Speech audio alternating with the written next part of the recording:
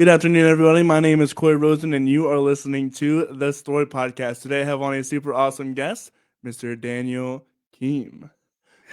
From Central PA, Daniel started playing piano at 10 and then guitar at 11 and eventually moved on to bass and ukulele. Daniel was homeschooled until 10th grade and spent most of his days in junior high playing guitar, learning his favorite musician's song while writing his own. When Daniel was 14, he turned a small storage closet in his parents' basement into a makeshift recording studio. When Daniel made the switch to public school, he was excited to find out that they had a sound engineering class where he learned a lot about music production. And as he got older, life brought on hardships and responsibilities that drastically cut down his available time for music. But Daniel still kept his passion. In 2018, he decided he wanted to start his own podcast. And it started just as an open conversation forum for anybody that had something that they were educated on and speaking on. But having so many friends within the local music community, it quickly shifted into a music based podcast. Today, Daniel can be found running his own podcast, Darker with Daniel, and hosting the Central Pennsylvania Music Podcast, the CPMP. Daniel, how are you doing today? I'm doing great. Thank you so much for having me on. Absolutely, man. So in the bio, you're talking about you started playing piano, but where did your love for music first start? I guess it's a tough question. I mean, me and my brother, we loved music growing up. Our dad played guitar, and we always had a passion for music. And one day our dad brought home a piano and we started playing piano. And then for Christmas one year, we got a guitar and we both started playing guitar from there. And that was I would say that's where our passion for music really sparked, just because we already had such a passion for music and now we could actually play our own and learn theirs. So did you ever do lessons or? No, actually, I was completely self-taught. My brother did lessons, and then he would pretty much teach me whatever his teacher taught him. So big shout out to my big brother Luke for that. Yeah, pretty much self-taught. Never really learned how to read music. I just always played off of tabs, basically. Or eventually, as I got more experience, I could play a little bit from ear then as well. So, and then you started writing your own songs as well, while also learning your favorite songs. Yeah, man. So, there was a lot of bands out there I liked. I was kind of a metalhead, at a pretty young age. Started out with bands like Showbread, Under Oath, August Burns Red, and whatnot. And then I kind of got into the more acoustic scene. That was where I really kind of found my niche, I guess you could say. Funny name to throw out there, like Never Shout Never was my favorite band at one point. I wanted to be Christopher Drew, like that was my idol at one point. So I started getting into playing like cutesy acoustic stuff and started just playing little gigs at like coffee shops and whatnot. Played a few originals, mostly played a lot of like Never Shout Never covers and stuff like that. So you were also homeschooled as well. So tell me how that was for you, because I homeschooling can go multiple different ways. Yeah. So I'm actually the only one that eventually went to public school. My brother and sisters, they were homeschooled, K through 12, and I was as well. And then I'm the youngest. I think by the time I was in 10th grade, my mom was like, "Do you want to keep doing this, or do you want to go to school with your friends?" And I was like, "I'll check it out." So, but it was cool though because being homeschooled, my parents were pretty strict. I mean, we were just like any other kid. We had to get up early, do our schoolwork. I mean, we were up at 7 a.m. every morning, starting our schoolwork. And, we typically do school until about 2-3 o'clock in the afternoon. And, but a lot of the times as I got older, I would just sit there with a guitar in my lap as I was like doing my math or doing my English, or whatever. And, so it gave me a lot more time to practice. And that was what kind of really gave me an advantage to some people because I had all that free time too. And I mean, probably from ages 13 to 16, probably 15, 16, I pretty much had a guitar in my hands like all day, every day. So that's kind of cool. Yeah, it was fun, man. I mean, it was a good time. I wish I had that kind of free time these days. I mean, I haven't been playing music very much, the past few years, but I wish I could get back to that. So before we get to that part, I want to know, because I don't know you too well. We've seen each other here and there a couple times, but nothing crazy. Are you an introvert or extrovert? I think I'm definitely more of an extrovert, which is an odd quality for a homeschool. That's what I'm trying to get at. Yeah, I was wondering. Yeah, man. I grew up in a pretty tight knit community. There was a lot of kids my age nearby, so that's nice. Yeah, exactly. It's not like I was just some hermit living up on a mountain somewhere. I was able to get out there and meet people a lot. People still thought I was weird, but yeah, it is. All Weird. homeschool people are weird. Hey, man, you're not wrong. All right, the shoe fits. Yeah, right. But they're all wonderful people, and we love them. Yeah, man, absolutely. I mean, I don't see anything wrong with homeschooling. I think it's the better option, honestly. For some people, reason, yes. yeah. I would say if you're going to homeschool your children, I would definitely say make sure they get some social interaction. Absolutely, yes. Because I definitely know if you're watching this, and no offense, but I know it's honestly a compliment. I know some kids that were homeschooled that just never got very much social experience at all. And they were absolutely brilliant people. Like it could be rocket scientists, but never saw the potential because they never got that. Can't work with people. Exactly. So they were kind of afraid of the world because they were so sheltered at some point. So yeah, that's like my one gripe against homeschooling is that like sometimes it can produce those very, very introverted, brilliant people that'd be awesome if they could go outside. Yeah, man, exactly. Just get out there and meet the world. It's not that scary. No, it's not. And well, did you ever do pods? Are you familiar with that kind of thing? What do you mean? So there's a homeschooling method where say we all live in a neighborhood. You're really good at math. I'm really good at English. Oh, a co-op. Yeah. Yep. We were in a co-op. My mom actually ran a co-op for a while. Oh, I see. Yeah, it was a homeschool Christian co-op. We just started going to it, and then basically the director stepped down and my mom stepped into the place, and yeah, it was great. It was a great opportunity. It was a good way. I think that probably helped me get a little bit more social. I'll say that's probably where your social came in. Yeah, probably that. And like I said, pretty close-knit community I grew up in, we had our own baseball team and whatnot. Nice. So yeah, it was cool. So you took a break from music. What happened? In the bio says a lot of things happened. Yeah, man. So not everybody's life goes as planned. I ended up moving out 3 days after I graduated high school on my own. So had to kind of get on my feet and pull myself up from my bootstraps there. And I basically I went to work and didn't really have any time for friends. I first got a job working for my brother-in-law. We were just flipping cars basically. And then I got into sales, and sales is a very time-consuming job. So why'd you move out? Was it a decision on your part, or was that your parents were like, get out of here? It was a little bit of both. I was, I definitely had my fair share of not being the best kid when I was younger. Oh. And, pulled myself back together. I think it's probably the best thing that ever happened to me. Made me realize that there's, I wouldn't really say consequence for your action. I wasn't that bad, but, it's just that, it makes you realize that life is something to be taken serious and that you have to be an adult when it's time to be an adult. I was about to say, one of the reasons why I went all the way up here 3 hours away from home was because I knew if I had stayed at home and had to go to the local state college where I could have lived from home, I probably would have never left. Mm-hmm. Yeah, man. And that's the thing. I think getting out of your hometown and exploring is something great for the mind. I encourage everybody to do it. Not that everybody's hometown has something wrong with it. I mean, where I live now, I know a bunch of people that have grown up there their whole life. Like, oh, I hate this town. I'm like, I love this town. You should see where I'm from, man. Yeah, right. No, absolutely moving out and getting that experience, but not only doing it for that, but also it's a challenge because then you get that's when real life happens. Yes. Yeah. I mean, it's sink or swim. Yeah. That's the most important thing. I think that's a really good way to test yourself and see what you're capable of.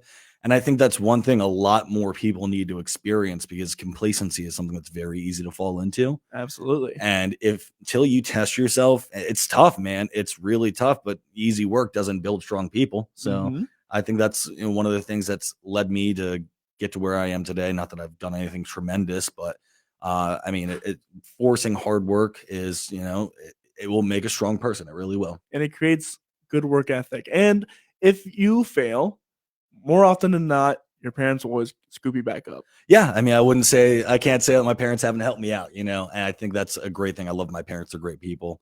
I'm grateful for them every day. I'm grateful I have them. Not everybody has parents, and, I couldn't ask for better parents. So. Speaking of which, happy Mother's Day to everybody else. Yes. Happy Mother's Day, Mom. So tell me a little bit about your sales. Why did you want to go into sales?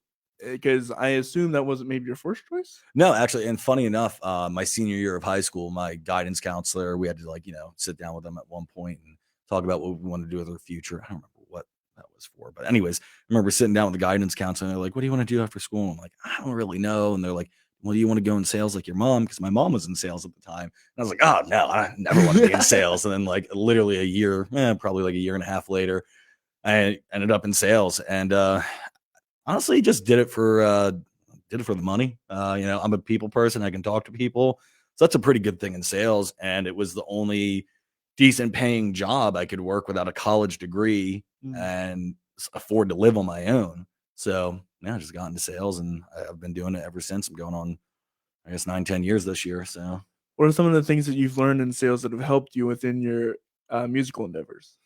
um my musical endeavors or my podcast endeavors? So those are two different questions, I guess. Yes. Yes. So I guess, I mean, ever since I guess I was more so of an adult and started building a career, that was when my music really started to fall back. I guess in the aspect of learning the business side of the music industry, sales has definitely helped me a lot with that. When it comes to the podcast, question asking, getting information, and once again, building a business from it, learning how to do different things. I don't know, just kind of scraping at straws here. Well, I mean, because one aspect of sales is having to build a rapport immediately with somebody. Well, yeah, that definitely helps. And then doing that podcast, that is central to get a Yes. good podcast, to immediately build rapport and then keep going, especially with someone you have barely met or have never met. Yeah. Building rapport is absolutely paramount in both sales and doing a podcast. You're And even correct. doing music as well. Yeah. I mean, that definitely helps. I mean, it helps to know people for certain Mhm. too. And if you can build rapport with people quickly, you're gonna go places faster. So tell me a little bit about why you wanted to get into podcasting. That seems a little bit out of left field for a manager or salesperson at least. So I guess that does kind of tie into it. So I do outside sales. I'm on the road a lot visiting customers and clients. So in 2018, I was working for a heavy equipment company, and I was just basically on the road all day, every day, just out in the middle of nowhere. And I probably shouldn't say this as a music podcast host, but like sometimes you can only listen to music so many days in a row for so long. When you're in the car for 8 hours a day, 5 days a week, after a while, you're like, I just need something a little bit different. I've listened to every single genre this week, every band from every country. It's like, I need something different. So that was honestly the first time I started listening to podcasts. It was like 2018. And of course, 2018, Joe Rogan's just blowing up. So Right. I put on Joe Rogan. Well, I guess not just blowing up, but it was starting to get really popular, I guess, again. So I started listening to Joe Rogan a lot while I was on the road and found a couple other ones I liked. I was like, this is cool, man. I could do this. I have all the recording equipment at my house. I would just need to get like another mic. Already have like 2 mics, an interface, software, excuse me, everything I need. So I ended up talking to a buddy about it, and he was like, "Oh, that's crazy." I was already talking to a buddy about doing a podcast, and then he's like, "Oh, that's crazy," because I was already talking to another buddy about starting a podcast. So the four of us formed another podcast. I'm not gonna say the name of it. I don't know if anything's still out there, but we formed that podcast. We did like 2 or 3 episodes, and it was cool. And then it just kind of like fizzled out, and I was like, "Well, I still want to do this." So yeah, I started Darker with Daniel from there, and I started recording it in my I think my living room. Yeah, Nice. I started recording in my living room. Then eventually, we had a roommate at the time. He moved out, so the guest bedroom got turned into a studio from there. And that's, I guess, should I continue with the story, or do you have Well, other I'm questions? curious about why Darker with Daniel. The name sounded cool. That's very That fair. also we kind of had. I kind of at the time had a plan for it to be a dark humor podcast, and it just changed from that very quickly. I was like, yeah, maybe dark humor is not a good thing to do right now. So yeah. That's another great question because for a podcast you need subject matter, you need a theme, Mhm. and for you was dark humor like your go-to or was No, just something. Everybody likes an edgy joke once in a while. right, of So course. yeah, I don't know.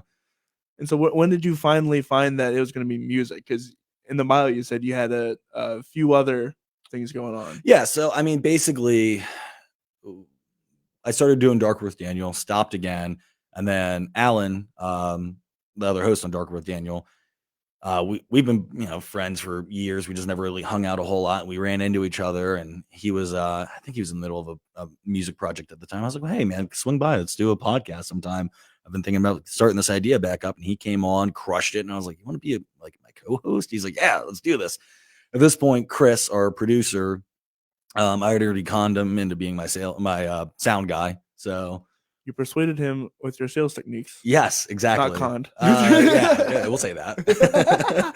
Paid him in Bud Light. Right. But no, so at that point we had Alan on, and that was super cool. And then we had Logan Summy from Rock Mill Industries.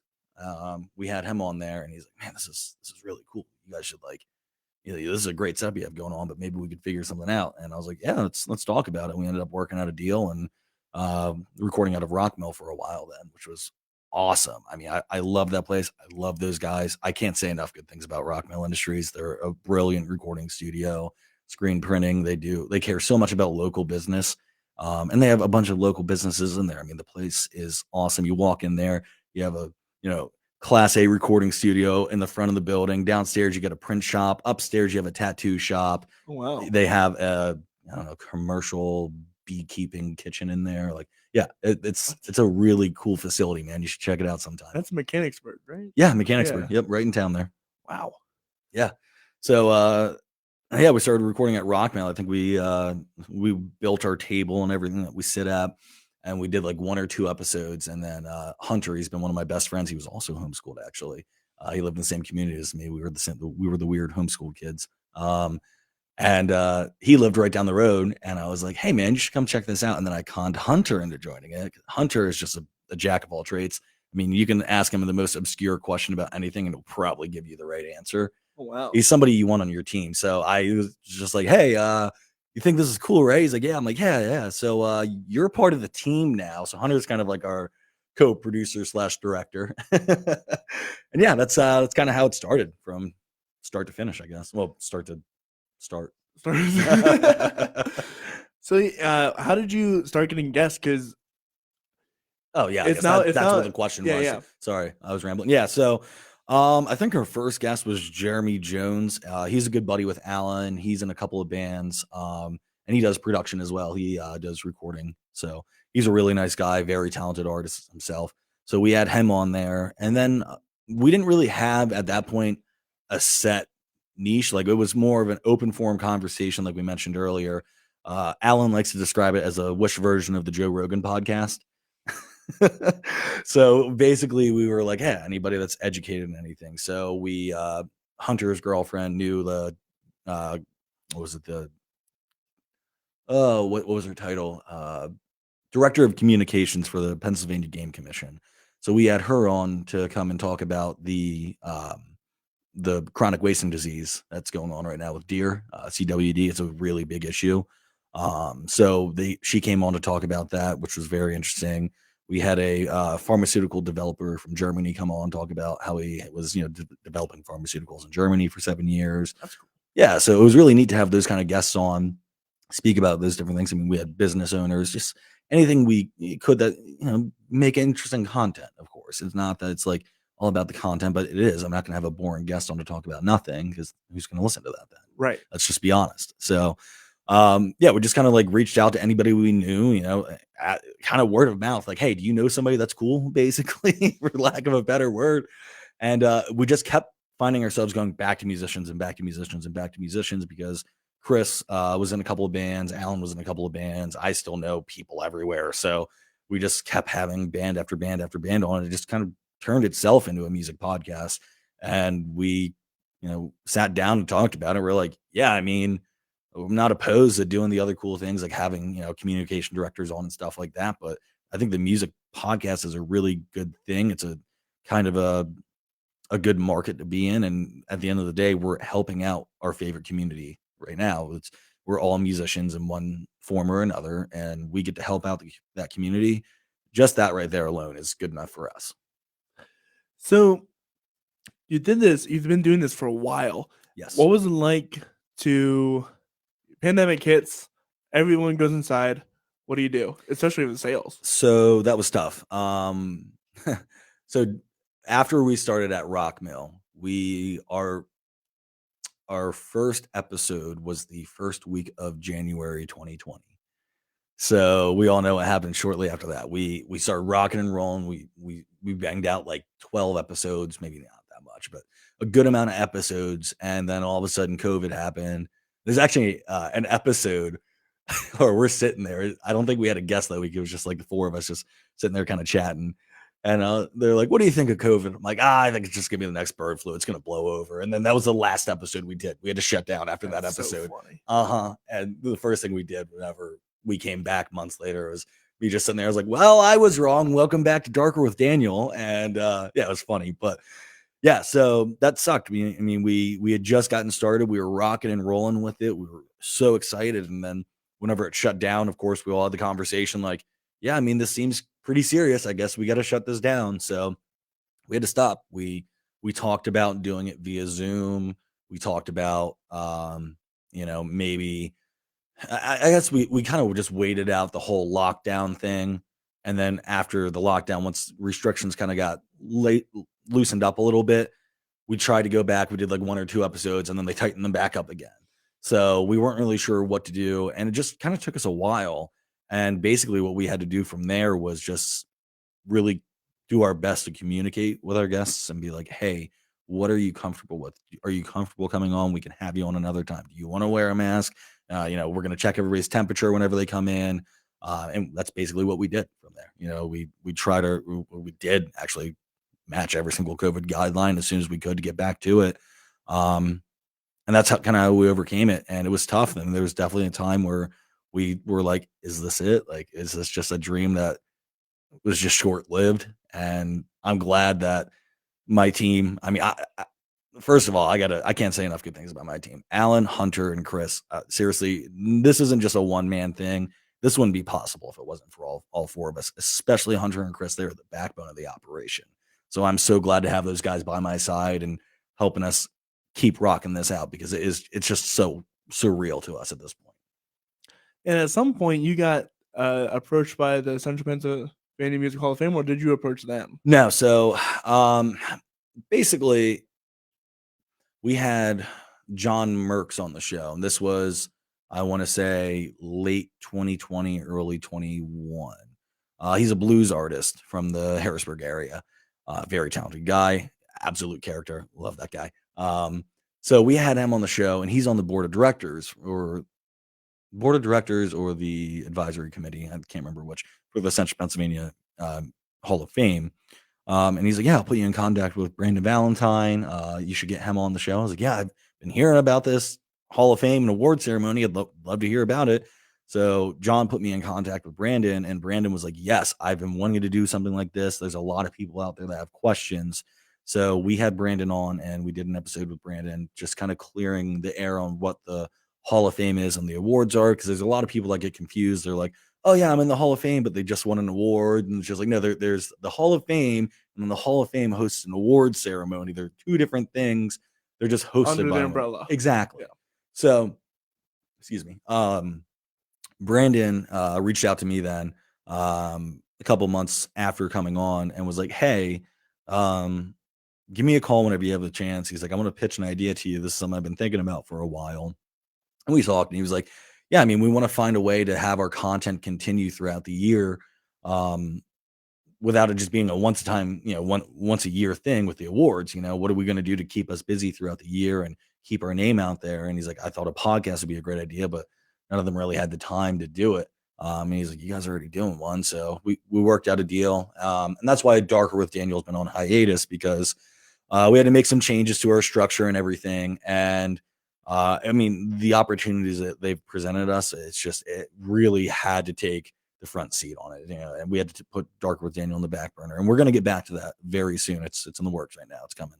But yeah, I mean, it's just been such a great opportunity. I'm so grateful for it. So tell me a little bit about the difference between working as a host on a CPMP versus as kind of like the CEO of Darker with Daniel. I mean, here's the thing with Darker with Daniel. I wouldn't really say I'm the CEO. It was my idea. I started a podcast, and I was the one that brought everybody together to do it. But we really operate as like equal partners. It's 25, 25, 25, 25. Like I don't try to boss anybody around. sometimes somebody has to be the one to step up and like make the final decision to do something or not, Right.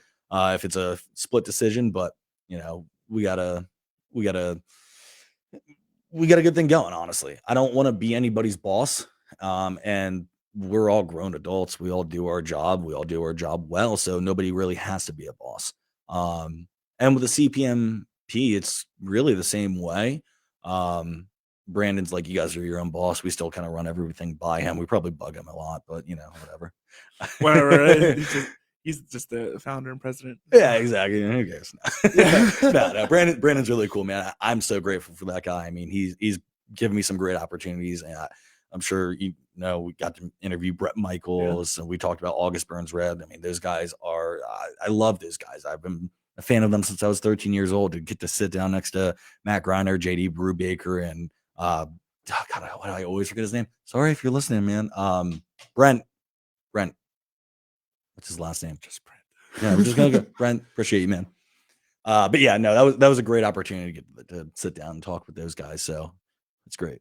So, and just to be clear, the booking isn't done through you. It's through the Central Pennsylvania Music Hall of Fame. Yeah, I mean, it is. Of course, if we know you or you reach out to us, we're not gonna shoo you away or anything. The best way to get on that podcast is just to send us an email. I believe it's just cpmp@gmail.com. You can just email us, or go to our website, go to the Central Pennsylvania Music Hall of Fame website. All the information's out there.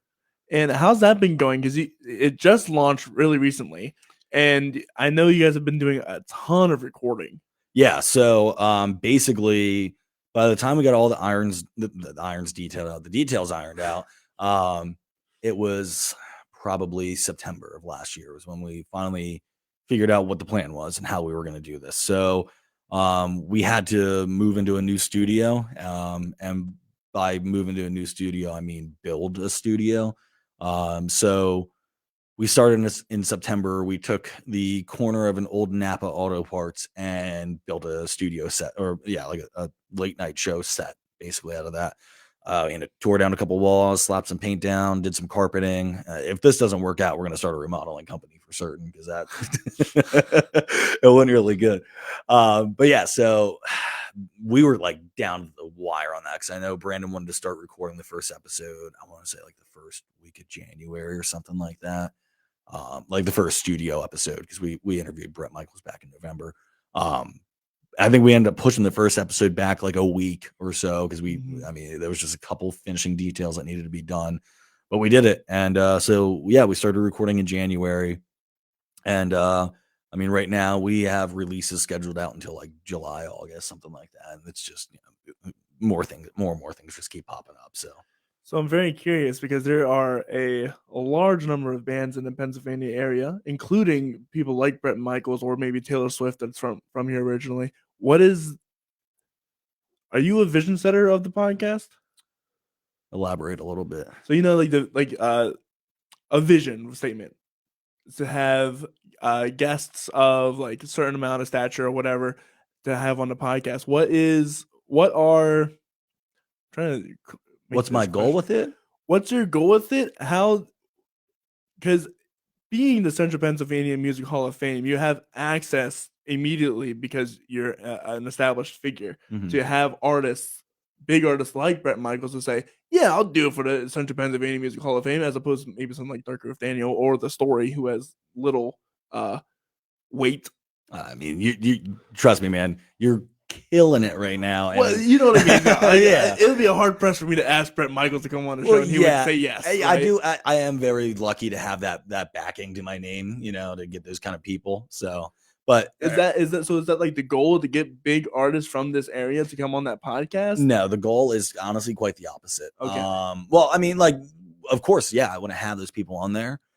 I'm not sure what everybody's goal really is, if I'm being completely honest. My goal is I want to turn Central Pennsylvania into like a little Nashville. If we could have, I want to get live music in Central Pennsylvania up and running like crazy. Something me and Brandon have talked about is using these big names that are from Central Pennsylvania to help these smaller names get notoriety in the area. That's what we want to do, because there's a lot of talented artists out here that just haven't been discovered. So say you get somebody like my buddies, Observe the 93rd, Derek and Dylan. These guys are awesome. I love them.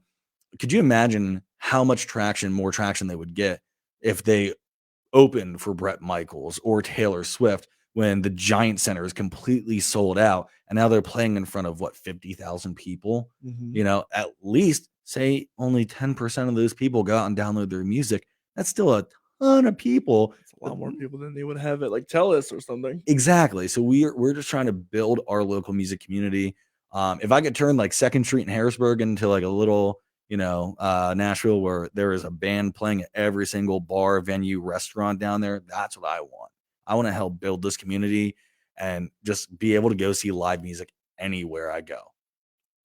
That's exactly what I want to do too. Is it really? Well, yeah, that's the whole reason why I have like the bigger acts that have come on the show, like members of Snarky Puppy or Daryl Davis, who is a piano player for Chuck Berry, or any number of the quote unquote bigger artists that I've had on the show. Yeah. Is to not only say, okay, I'm a podcast that does bigger artists, but who are all these smaller artists that he has deemed worthy to be on the show? Yeah, I mean, I don't think anybody's ever deemed unworthy to be on any show. But exactly. And the thing is, it's just like my heart's in it for the music, for the community, and for the people. A lot of people are like, oh, you get paid for this? I'm like, no, not at all. Like, this is costing me money, actually. Like a little bit I can spare. I'm just doing this to help people out because that's what I want to do. I love this community. I want to see it thrive.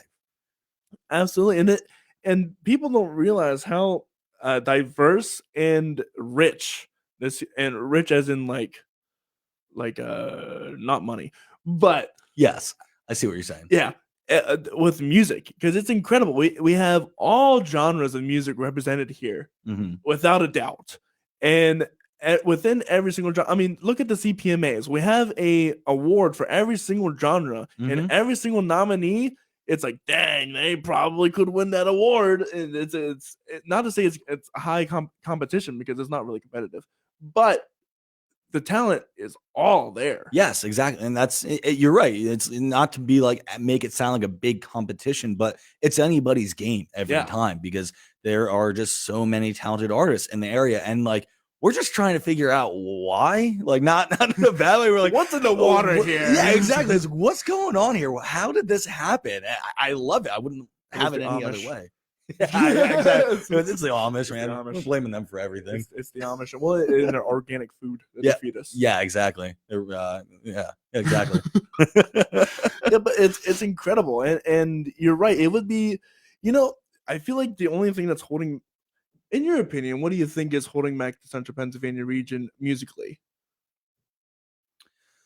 I mean, we've obviously had a lot of road bumps lately, especially with COVID, with live music completely stopping.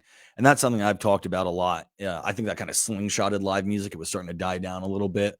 And then once it completely stopped, it's that kind of you never know what you got till it's gone. And now live music's getting big again. Yes. What's stopping us from getting bigger? I think there's just like becoming the Nashville. I think there's just not enough people focused on it. I think a lot of people don't realize we have the potential. It's that confidence, kind of like we were talking about, like being homeschooled. The people out there that never realized they had the potential, and now they're never going to do what they're capable of. I think bringing awareness to our local communities, whether it be Lancaster, Harrisburg, York, the tri-town city area, all those people, let them understand that if you have live music there, people love live music. They're going to come and check it out. And I'm never going to ask for anybody to just perform for charity, but I'm sure there's plenty of artists out there that once in a while wouldn't mind doing a show for exposure and just to help build the community as well, Yeah. So, greatest thing that I've ever been a part of was my own little award ceremony that I put on. I don't know if you knew about that. You told me about it. I believe it was my brother's birthday or something that day. I don't remember what day it was. I think I'm pretty sure it was that. Something going on. But I had a legitimate excuse. Legitimate excuse. But on a real note, though, like that was it's so incredible because I was able to do that, and people are nice enough to know that you're trying to help out the community, and they will. Granted, money is important, yes. Yeah. But also, people are people, and they love playing music. Yeah, absolutely. I mean, I thoroughly enjoy it. That's my, if I'm in a bad mood, man, I just sit down, play guitar for like 20 minutes. I know it sounds a little cheesy, but it does really put you in a better mood. Absolutely. And I had a music therapist on the show once, and she was like, uh, according to all the studies, music is the only thing that lights up the entire brain. That's interesting. I didn't know that. Yeah, Hmm. like that's wild. Do you know saunas are scientifically proven to improve your mood? Even cold, what is it? Cold baths? Cold, are they? Ice baths? Ice baths? Oh, Yeah, man. I do always listen to music in the sauna, so that's probably why. Man, that's crazy. that's great. Yeah, Yeah. the more you know. Oh. But so back to the music scene.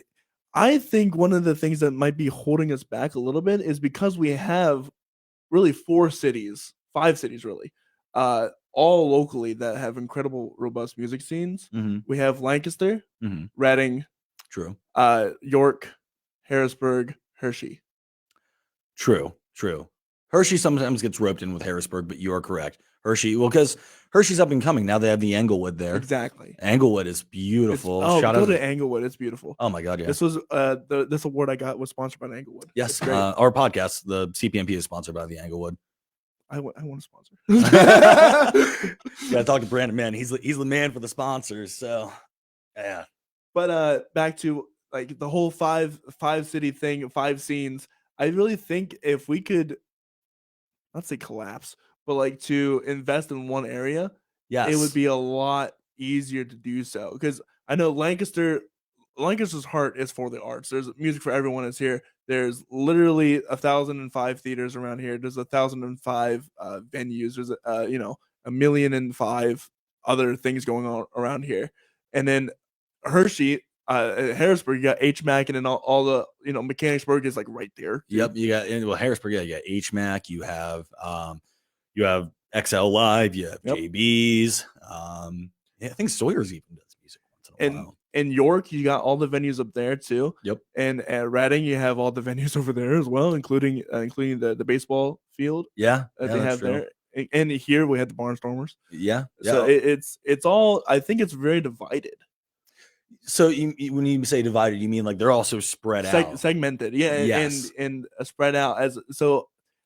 Because I would love to have one road in one of these cities that was all music. Yes, exactly. Like that'd be great. What's the road in Tennessee? Broadway. Yeah. Jeez, I don't ever get that. Yeah, yeah, exactly. Like, have a Broadway in the area. Even the town I live in. I'm not gonna say it out there. I know who's listening, but like the other day, I was walking through town. There was 3 live performers on the street that night, and I was like, "This is what I want all the time. I want there to be live music on the streets for everybody to enjoy." And like, dude, people were just out walking their dogs, pushing a stroller, just stopping. They're like, "Oh, live music." And they'd stop and stand there and listen, and it's captivating. It's what we want for everybody. And it's community building. It's community building, man. I think that's a big thing. I'm not going to get political here, but I think that's a big thing that I think is very important, that communities aren't the same they used to be. You know, the most amount of political stuff I would get into is that if we cared about our communities more, the world would be a lot better place. Absolutely. I think close-knit communities is one of the best things you can do if you want to live a happy life. Talk to the people around you.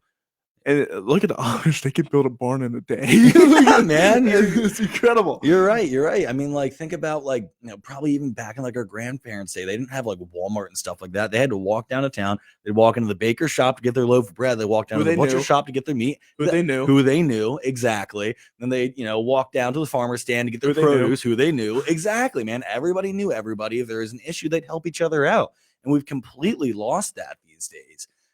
And I'm not going to sit here and blame social media, because that's the one thing that should really be bringing us closer together, and somehow it's tearing us apart. Right. It's crazy. I'm not going to get political though. But I mean, you're absolutely right. And the way to rebuild that community is to create spots where people want to come together. That's exactly it. You find that spot where everybody comes together. And man, trust me, I have met like 2 people in my life. They're like, yeah, I don't really care for music. Everybody likes music. Everybody likes music. Even those people who say they don't care, they care. Exactly. It doesn't matter. I don't know how many friends I've like just drug them with me to a metal show. And they're like, I don't like metal. And they get there, they're like, oh, okay, that's nice. Okay. And like, it doesn't matter what genre it is. I like everything. I can go and watch any kind of live music and have a good time, because at the end of the day, I understand that artist is doing something they've practice for years and they're happy to perform for, and you get to watch that talent live and just take it in, enjoy it. And us humans being very spiritual and our social, when we go into a crowd like that, we feel it. Yes. Oh my God. Yeah. It's like it's like a high almost. You can't chase. It's just like, wow, like this is just an amazing feeling coming over your body where you just feel at home. And so that's when we really need to start creating.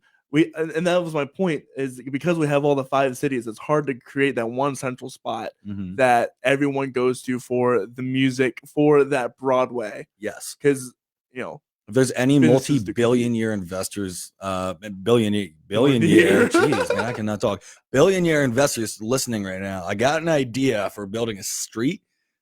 We could put a bunch of restaurants and stuff on it and get some live music going everywhere. We'll build a little Broadway out here in PA, all right? It'd be kind of smart to actually put it by Rockledge. Yeah, it would be. Rockledge is awesome. That was where I interviewed ABR.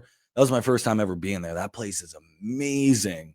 And Chris, our producer, he made a really good point afterwards. He's like, you realize like how loud the music was in there, and after you left, like your ears didn't ring at all. It's like, that's the Clare brothers. And I'm like, yeah, you're right, because the Clare brothers designed all that. Because they, oh my, I could go on and on about bad sound people and how loud they make it, and how the older sound people, their high end is gone, so all your ears are ringing by the time you leave because they can't hear any high end, so they boost the EQ. Yep. It's like, I don't know how many times me and Chris have gone to like not like a big show or anything like that, but like we'll just go to like a bar that has live music just to grab a beer quick, and like we'll walk up to the sound guy and be like, hey man, no offense, but like I know you can't hear it from where you're standing. We're standing over there, like turn this down a little bit. Like we'll help coach them a little bit, not coach them, not like we know what we're doing. Chris knows a lot more than me, but and not to go in against any sound guy. Every sound guy is at a certain level of their expertise anyway. Yeah, absolutely. But make sure you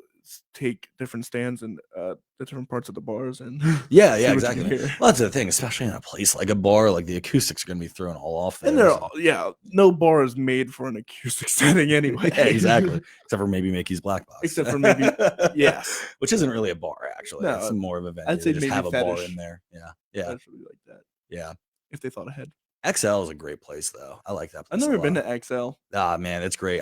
My favorite thing about it is since they bring in some big names there, they have a giant courtyard off to the side where it has like giant garage doors that open, so you can just like go out and get fresh air whenever, and it's like all fenced in, so it's like not like you have to worry about like re-entry or anything like that. Like if you get a little overwhelmed, you need to go outside and get some fresh air, it's right there. That's what I love about it. That's really nice. I went and saw All Time Low out there, and the Main's my favorite band. And during All Time Low, like all these people were crowd surfing, and of course I was helping everybody. I probably shouldn't have been. Like by the end of it, I was just exhausted, just throwing people up in the air. I was like, I need to go out and get some fresh air, and that was nice. So you mentioned getting back to your podcast, you want to start ramping that up, Darker with Daniel. Yes.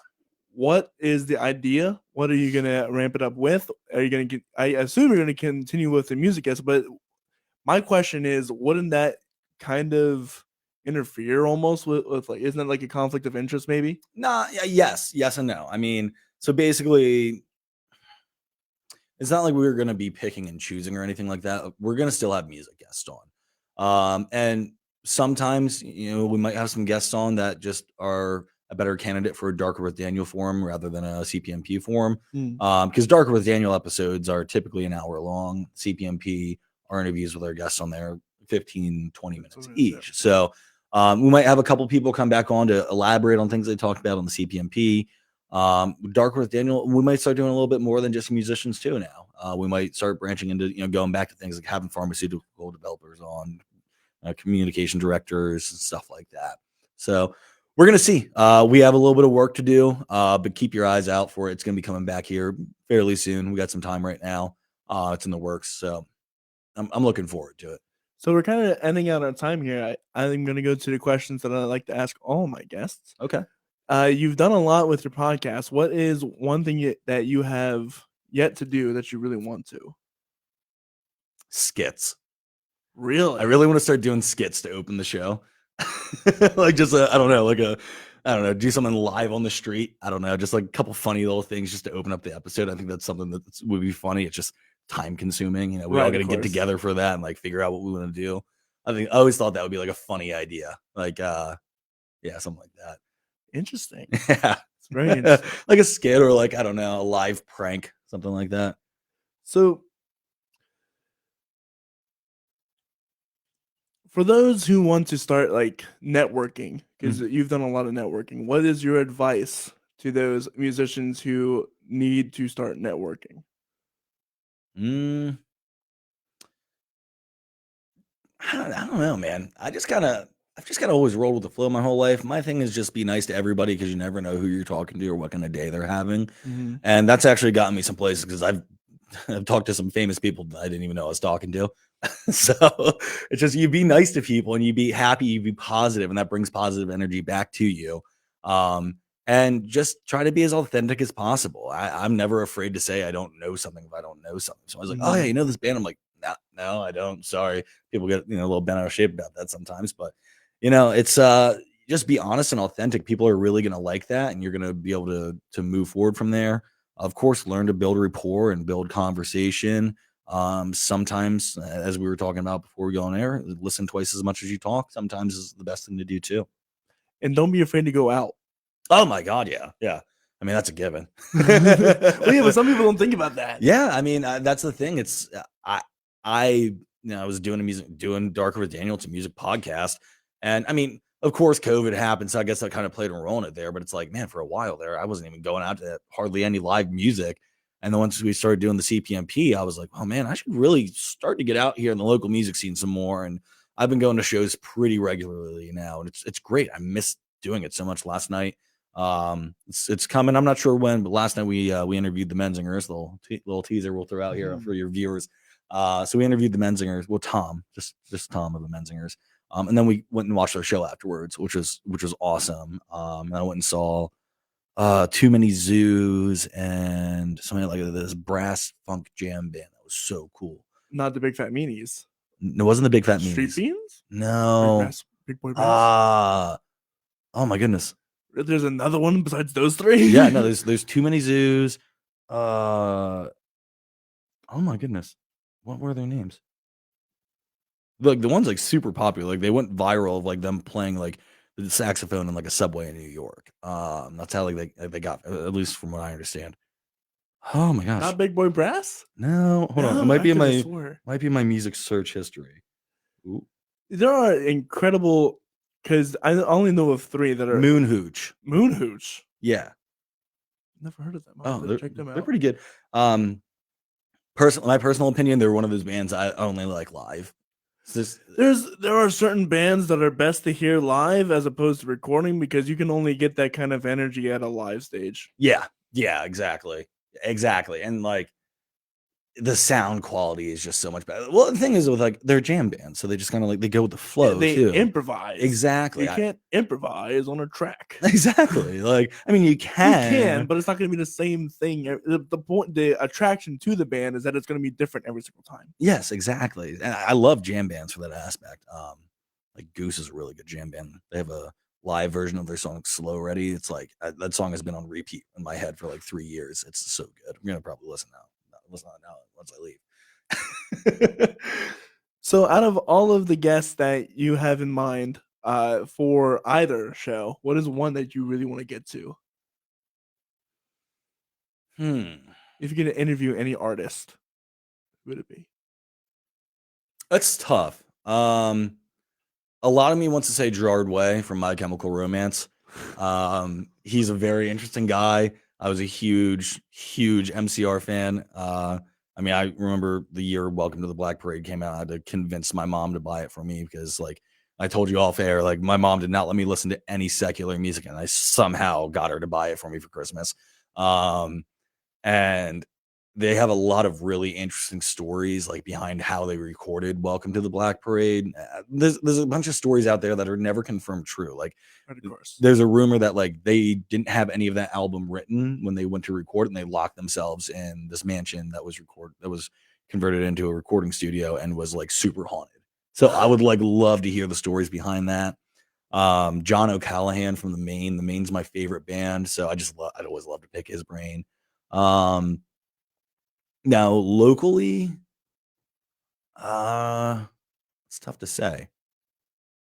I mean, Pennsylvania wise, it's never going to happen. Unfortunately, Mac Miller. I love Mac Miller. I would have loved to get to meet him someday, but unfortunately he passed away. Right. I never cared for rap music at all until I found Mac Miller when I was in high school. And like, I love his music. It's makes me sad to listen to now, but yeah. Those right there would probably be like my top 3. Black Bear, he's cool. Matt Musto. Yeah. So as a Christian, as you had stated before, I like to ask all my friends that are Christians this question: where do you find yourself most in tune with God?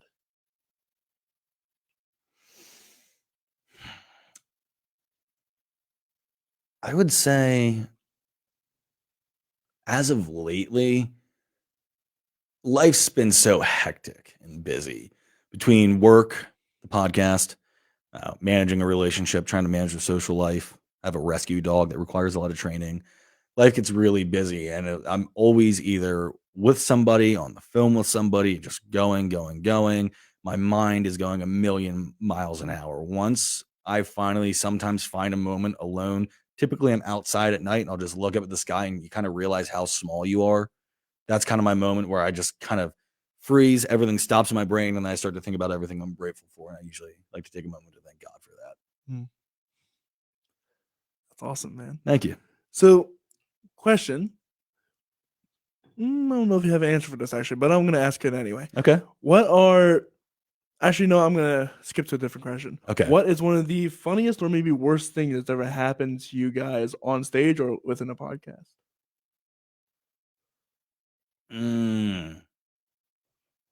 I got one off air I can tell you about. Okay.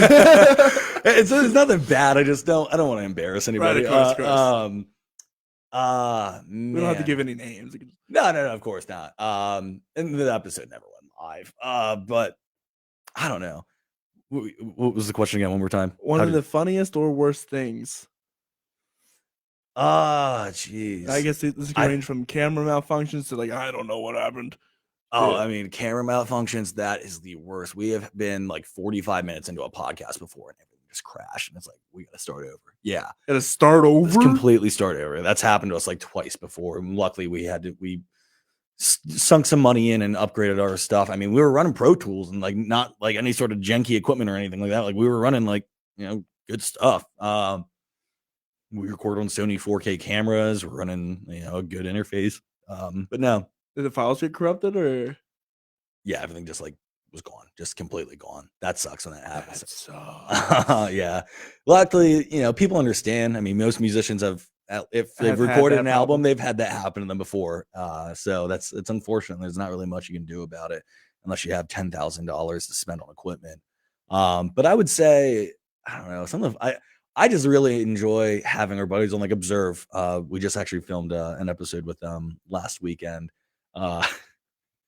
We just have such a hard time being serious, and I was trying to reel myself back in because we're like way out in left field, and I swear when something to the effect of me just stuttering, being like, you guys, and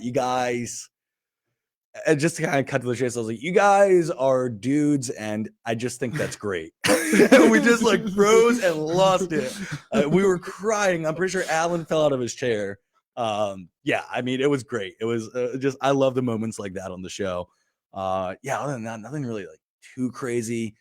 We've had some other guests on that. I don't think I can really. That's a tough question. That was a tough question though. Well, it's always fun because so I'll give you one of my funniest stories because it was god awful for me. Maybe I'll think of a good one from you then. For me, the first time I had Jess Zimmerman from the Jess Zimmerman band. Yes. This cord over here, those of you watching can't see, but there's a white cord over here. Mm-hmm. And these screens are all touch screen. And this cord, before the setup I have now, I just did it on Facebook Live. Mm-hmm. And like the end live stream button is right in the corner. And it touched it. And the live stream, like 20 minutes in. And I was like, Jess? Oh my God. So I bet you always have your eye out for that little red live symbol now, right? Oh yeah, of course. Well, now the end live stream is like obscure in position. Good. But well, thankfully I have a double. You can see it over there. That's true. I have so No, I'm kidding. in the in the end, I was able to edit it all together. But I was so upset because the second half, because I had to just restart it, and so people came in to the second part of the stream. Oh, we're back. Oh. And that part, she shared, and it got over 1,000, 1.6 thousand views. Oh my God. I was like, oh, you know what? All right, funny story. I don't even care if this makes anybody mad. I won't use any names. So whenever we went to do a podcast with a prominent name person, there was another film crew there. And I don't know what the deal was, but this guy was so just condescending to us, just right off the bat, just making backhanded compliments. I was the last one to show up. It was an early morning one, and Alan or Hunter warned me in the parking lot, hey, there's a guy walking around with a camera. He's kind of being a little bit of a jerk. Just watch out. And I was like, all right, cool. So we're in our room trying to get we're loading in all of our equipment. For Darker with Daniel. I won't confirm or deny. Right. So he comes in, he sees our light boxes sitting there, and goes, oh wow, you guys actually have lighting. And I'm like, look at the guy, I'm like, well, that's a weird comment to say. What do you think? We're just a couple of yahoos just trying to figure out what we're doing here. And what else did he say? He just kept making these backhanded compliments. Meanwhile, all he has is just a GoPro with him. And he's just commenting on oh wow, you guys actually have lighting. Oh wow, you guys actually have mics. Whoa, those are nice cameras. But then every single way he said it was just so condescending, and then just kept interjecting himself. And then while we were interviewing said guest, he chimes in, and I just snapped my head and looked at this guy and just gave him a death glare, dude, shut up, I'm gonna meet you out in the parking lot. This is not okay. And yeah, that was I'll use a different name. We'll say his name was Jake, and now we have a phrase that says "Don't be a Jake." If somebody's being a jerk, this guy's kind of a Jake. Crazy. Yeah, man, that was really interesting. And then after we got done the interview, he's following us up the stairs. He's you guys really impressed me. And we're cool, man, thanks, appreciate it. Glad we can impress you, buddy. Right. Yeah. I don't know. I'm not gonna sit here and act like we're absolute professionals. I don't have a degree. I don't have a degree in general, let alone journalism or any of this stuff. Hunter and Chris don't have degrees in production or anything, but we all know enough. We've been doing this for, I guess, going on 4 years now. We've built a lot of experience in that time, and we like to think we're educated in what we do, and we do a decent job. That's why we've gotten to where we are. So, right. I mean, we're all adults. We all work full-time jobs, and we've invested a lot of money into ourselves with this. And I mean, at the end of the day, if I can make our local music community any better, that's what it is for me. A lot of people I mentioned earlier, some people oh yeah, you guys get paid for this. I'm like, no, I don't get paid for this. I do get paid for this in experience. I get to interview August Burns Red. I got to interview. Yeah, the payment is the amount of guests or the level of guests that you have on to say, oh, I'm the guy that interviewed that. Yes, that is the payment, because then other people, I want to be interviewed by that guy. Yeah, not to sound like I don't know, cocky or anything. It's just I get to do things for free that people would spend hundreds of dollars to do. Exactly, right. And then I'm that's enough payment for me. I get to meet some of my heroes. I get to meet people that are just awesome people. Brett Michaels is such a nice guy. We sat there and chatted with him for probably a solid hour. The interview was 20 minutes long, but we talked to them for about 10, 15 minutes before the interview. And then he was signing autographs in the room afterwards. And we just hung out in there. We're just chatting with him like a normal guy. He's so down to earth, and at the end of the day, they are normal people. Yeah, they are. That's all it is. Just you can't let your mind get to it. Absolutely. Well, be sure to look out for Darker with Daniel. You can find them at darkerwithdaniel.com. Darkerwithdaniel.com, cpmp.com. Is it cpmp.com? Is it cpmp.com? I don't even remember. I should know this stuff. cpmp.com. Let's see what happens. Because I was looking for it on the CPM. Maybe it's just, I think it's just cpmhof.com. We're tied in with their website, I think. Maybe. Because I looked on it there and I couldn't find it. Maybe we don't even have a website, honestly. I could be wrong with that. But you can find us on YouTube. Yes. The Central Pennsylvania Music Podcast. Facebook, the Central Pennsylvania Music Podcast. Instagram, you name it. We're on all streaming platforms for that. Darker with Daniel is quite the same. And we do actually have a website, darkerwithdaniel.com. And once again, I just want to give a huge shout out to my team. Like this is, I am Daniel, but Darker with Daniel would not be possible without the other three guys. I mean, they're awesome. Alan's a great host. Hunter and Chris, they're the absolute backbone of the operation.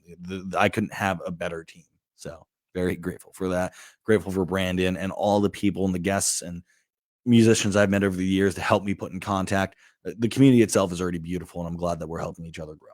That's what I'm saying. It's impossible to build something without other people there. No, you can't have a podcast without a without a musician, without a person to interview. Yeah, Brandon Valentine put it best whenever I interviewed him about the Hall of Fame. He's like, it takes a village. It does take a village. Absolutely.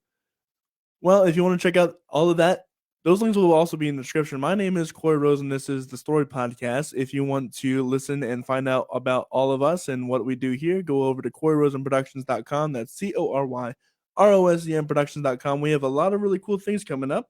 Tomorrow we have a local rapper from the area. Their name is Lael at 10 o'clock. I'm really excited. They have one of my favorite songs currently, which is F New Jersey. Oh, and I agree with that sentiment very much for a lot of reasons. And then Tuesday we have another great friend of the show, Ruddy Turnstone, coming back on, who has had a lot of success with their most recent song. So I'm really excited for that. And then this next Sunday we have a rapper from Baltimore, his little 17-year-old kid doing stuff in the big city of Baltimore. So I'm super excited for that. If you want to, just a few more announcements. We are ramping up our single reviews and album reviews, a show where single reviews, we grab 3 singles from the area, from artists, and I grab another artist, and we just go over their songs, see what we think about them, give them a rating that really means nothing. And just to give it a chance to expose music from the local scene. And then album review, same kind of concept. I grab another artist from the area and we kind of dive deep into the album and see what we think about it. And then we have one of my most exciting, the show that I'm most excited for, which is the Songwriter Studio. And I mentioned this to you before we even started this, where I'm grabbing 3 or 4 other musicians and we're getting them here in the studio and we're writing a song within an hour. That is the challenge. We had our first one a few weeks ago and it went really well. I'm super excited for some of them coming up because we have a lot of cool people involved. If you want to be involved with that, go over to our website, CoreyRosenProductions.com. With all that said, I hope you guys have a wonderful rest of your day. Oh, wait, we have 2 other podcasts today that I totally forgot about. Man, big day. Yes, at 5:30 we have Lodi, who's a rapper from Harrisburg. Yeah, today. From Harrisburg that's coming in. And then at 8:30, I dropped my phone so I can't see.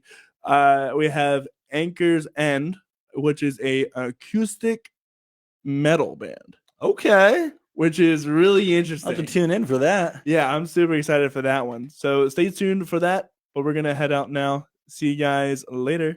Bye.